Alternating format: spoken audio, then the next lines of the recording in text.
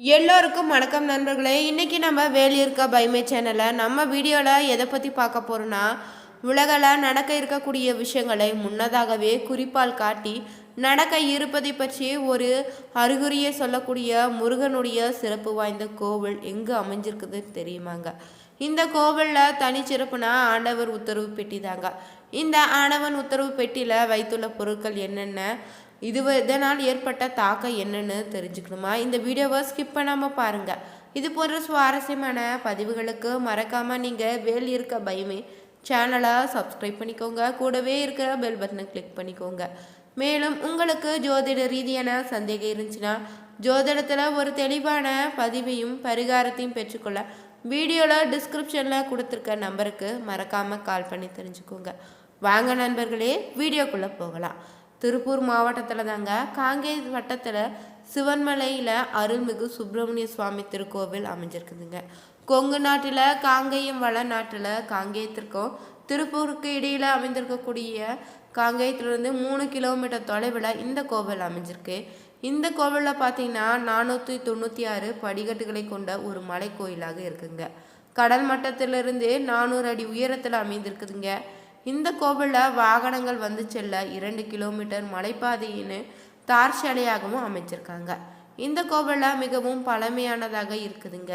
சிவமும் ஸ்கந்தமும் வேறில்லை என உணர்த்தவே இந்த மலை தாங்க சிவன்மலைன்னு சொல்கிறாங்க. மூர்த்தி தளம் தீர்த்தன்னு உத்தரவு காரண பொருளால் பல்வேறு சிறப்புகளை பொருந்திய மலைன்னு சொல்லப்படுது. வரலாற்று சிறப்பு மிகுந்ததாக இந்த மலை பார்க்குறாங்க. இந்த மலை பார்த்தீங்கன்னா சிவபெருமான் இமயமலையை விழாக வளைத்து அசுரர்களை அழிக்க முற்பட்ட போது அதிலிருந்து விழுந்த சிறுதுண்டுன்னு சொல்லப்படுது.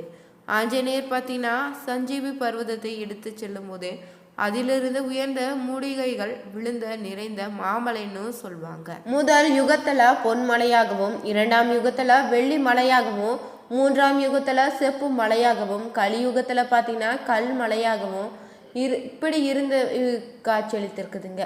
காமரூப ஜோதிகிரின்னு ஆன்றோர் இந்த மலையை அழைக்கிறாங்க. இந்த மலையில உமையம்மை தவம் புரிந்து வந்ததால சக்தி சிவமலைன்னு பெயர்கள் சொல்லப்படுதுங்க. இந்த மலைக்கு பின்புறமாக பார்த்தீங்கன்னா 4 கிலோமீட்டர் தொலைவில் பாட்டாளூர்னு ஒரு தலம் அமைஞ்சிருக்கு. இந்த தலத்தில் இருக்கக்கூடிய சிவபெருமான் புதல்வர் தான் மூலஸ்தானத்தில் ஸ்ரீ சிவசலபதினு திருநாமத்தோடு வள்ளியம்மையுடன் காட்சியளிக்கிறாரு. வள்ளி தேவசேனா அம்பாள் சன்னதி தனியாக அமைந்திருக்குதுங்க. உற்சவராக பார்த்தீங்கன்னா கல்யாண கோலத்தில் வள்ளி தேவசேன உடனமர சுப்பிரமணியராக காட்சி தராரு.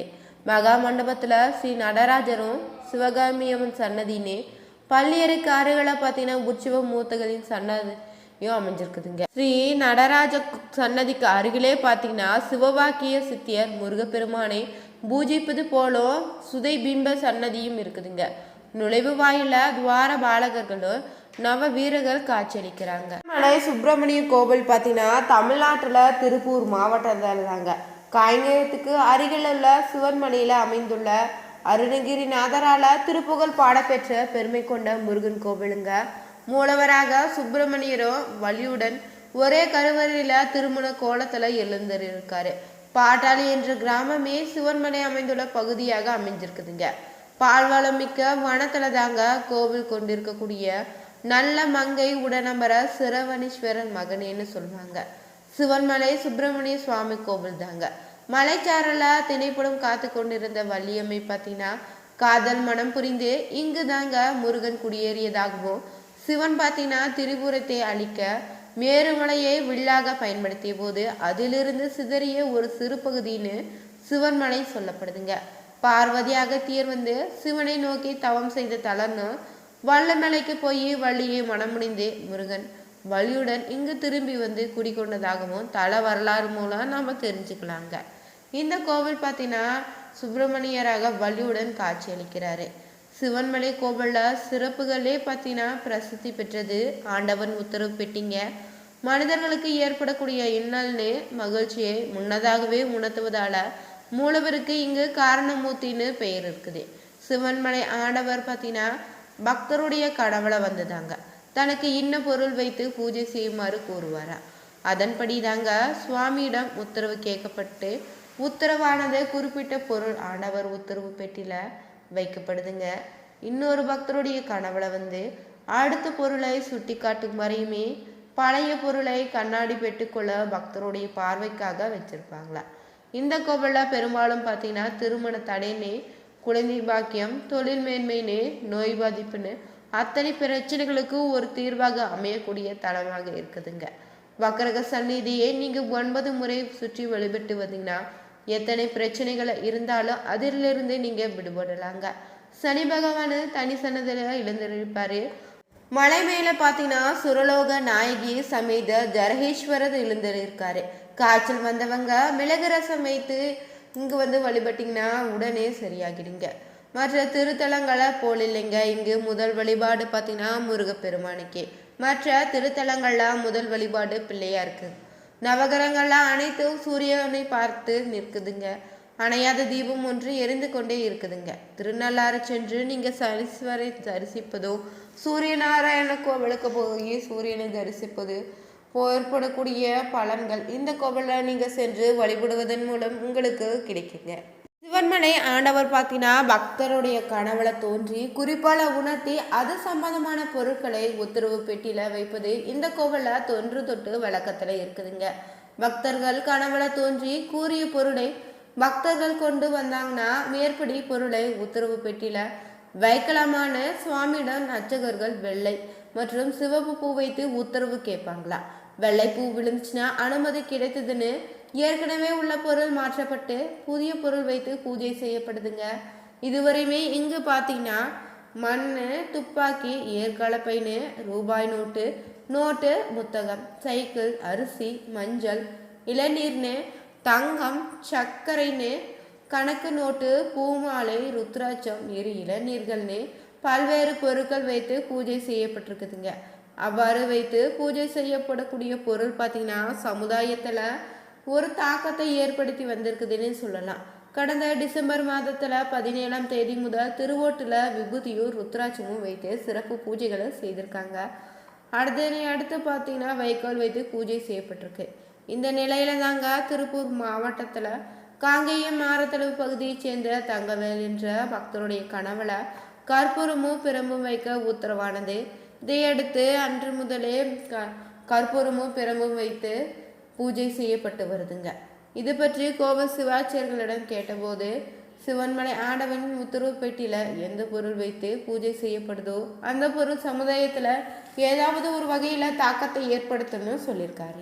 ஆண்டவன் உத்தரவு பெட்டியில வைக்கப்பட்ட பொருட்களால பார்த்தீங்கன்னா நாட்டுல பல்வேறு தாக்கங்களை ஏற்படுத்தி இருக்குதுங்க. மஞ்சள் வைத்து வழிபட்டதுல மஞ்சளுடைய விலை பார்த்தீங்கன்னா கிலோ ரூ. 18,000க்கு விற்பனை செய்யப்பட்டிருக்குது. அதே போல பஞ்சு வைத்து பூஜை செய்த போது தாங்க நாட்டில் ஜவுளி தொழில் விருத்தி அடைந்திருக்குங்க. சிவன்மலை ஆண்டவனுடைய உத்தரவு பெட்டியில வைக்கக்கூடிய பொருட்களால நடந்த தாக்கங்கள் குறித்து இனி தெரிஞ்சுக்கலாங்க. ஒரு முறை இதே போல துப்பாக்கி தோட்டா வைத்து பூஜை செய்யப்பட்டதுங்க. அப்போது தாங்க கார்கில் போர் மூண்டிருக்குது. ஒரு முறை மண் வைத்து பூஜிக்கப்பட்ட போது தாங்க நிலத்தினுடைய விலை பன்மடங்கு உயர்ந்து இருக்குதுங்க. இன்று வரையுமே விலை குறையல்னு சொல்லலாம். அதே போல பார்த்தீங்கன்னா 2004ஆம் ஆண்டுல தண்ணீர் வைத்து பூஜை செய்திருக்காங்க. சொன்னபோது சுனாமி பேரழிவு நிறைய பேருடைய உயிர்களையும் உடைமைகளையும் இழந்திருக்காங்க. இதே போல கடந்த 2017ஆம் ஆண்டுல பார்த்தீங்கன்னா இரும்பு சங்கிலி வைத்து பூஜை செய்த போது தாங்க சசிகலா சொத்து குவிப்பு வழக்கில் சிறைக்கு சென்றிருக்காரு. இதே போல தங்கத்தை வைத்து பூஜை செய்த போது தாங்க தங்கத்தின் விலையும் உயர்ந்திருக்குதுங்க. இன்று வரையுமே குறையவில்லைன்னு சொல்லலாம். 2019ஆம் ஆண்டு பார்த்தீங்கன்னா மஞ்சள் வைத்து பூஜை செய்ய சொன்னபோது கொரோனா தொற்று ஏற்பட்டிருக்கு. இப்படி நிறைய விஷயங்களை நம்ம சொல்லிக்கொண்டே போகலாங்க. அந்த வகையில் அண்மையில் பார்த்தீங்கன்னா அகல் விளக்கு வைத்து பூஜை செய்ய போது திருவண்ணாமலையில நிலச்சரிவு ஏற்பட்டதாக பக்தர்கள் கவலை கொள்றாங்க. தற்போது ஆண்டவன் உத்தரவு பெட்டியில வைத்துள்ள பொருள் என்னன்னு தெரிஞ்சுக்கிட்டோம். இதனால் வரக்கூடிய தாக்கம் நல்லதா கெட்டதான்னு முருகனுடைய அருளால இனி வரக்கூடிய காலங்கள்ல தெரிஞ்சுக்கலாங்க. முருகனை வழிபடுவவங்க செவ்வாய்க்கிழமைகளை வழிபடுவது சிறப்பான பலனை ஏற்படுத்தி தருங்க. நீங்க செவ்வாய்க்கிழமைகளை முருகனுக்கு வெற்றிலை தீபம் ஏற்றி வழிபடுவது தொடர்ந்து 9 வாரங்கள் இப்படி வழிபட்டு வந்தீங்கன்னா நீங்க நினைத்த காரியங்கள் தடையில்லாம வெற்றியாக அமையுங்க. இந்த வீடியோ உங்களுக்கு பிடிச்சிருந்தா லைக் பண்ணுங்கள், ஷேர் பண்ணுங்கள், கமெண்ட் பண்ணுங்கள். மறக்காமல் நம்ம வேலியிருக்க பைமே சேனலை சப்ஸ்கிரைப் பண்ணிக்கோங்க. அனைவருக்கும் நன்றி நண்பர்களே.